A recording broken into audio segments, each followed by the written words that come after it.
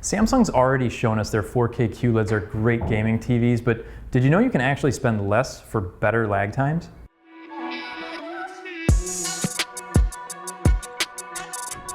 Hi, I'm Carl with Apt, and this is the RU7100 series, the starting point for Samsung's 2019 4K TVs. The design's pretty basic with a thin black bezel, and you get a couple wide-set pedestal feet like we've seen on almost every other TV we've unboxed this year.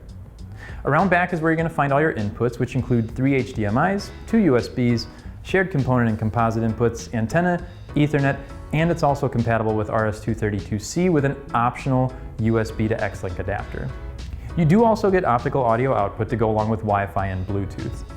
Unlike Samsung's QLEDs though, the HDMIs you'll find on this model are 2.0, which means they don't offer all the same features. For gamers too, you're going to lose the FreeSync compatibility, but on the bright side, you do get better input lag times than you're going to find on those QLEDs.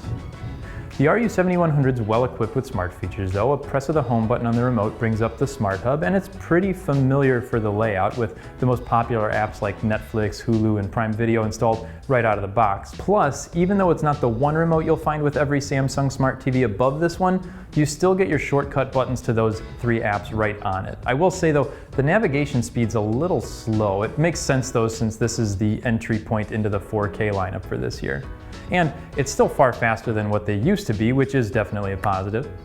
Another thing to point out is that this TV does not come with Bixby built in. However, that doesn't mean it can't work with voice commands, and that's because this year Samsung's made their 4K sets compatible with Google Home and Amazon Alexa.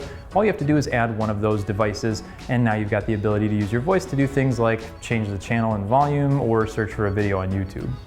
And in case you didn't know, we are an authorized dealer for all the brands you see in these videos, including Samsung, so if you want to see any of our current prices or promotions, just click on the links down below in the description. Let's talk about the picture, and you have to take this TV for what it is, Samsung's entry-level 4K HDR set. I was actually pretty impressed. You're not going to get contrast levels like you would on a QLED, but you're still getting reasonable details in the bright and dark areas, and motion's smooth. Colors right out of the box were a little oversaturated for my taste, but then you've got different picture modes to choose from, as well as the ability to fine-tune things in the expert settings menu. Really, if you take some time to kind of dial it in, you'll wind up with a picture that's better than what you might think. So, should you upgrade to the RU7100 series if you already own an NU7100? Probably not. The biggest differences are a slightly upgraded picture along with Alexa and Google Home compatibility, and maybe it was just me, but I felt like the menus ran more smoothly on the RU7100 as well. Now, if you don't have a 4K TV already, or you're just looking to get a TV that's great for gaming with its super fast lag times that isn't going to cost you an arm and a leg, the RU7100 is going to be a great one to consider. Plus, it comes in a bunch of different sizes, so you'll be able to find one to fit almost any application. What do you think? Is this a TV you'd use for gaming on? Make sure you let us know in the comments. As always, we appreciate you checking out our video, and don't forget to subscribe so you get updates whenever we upload new content.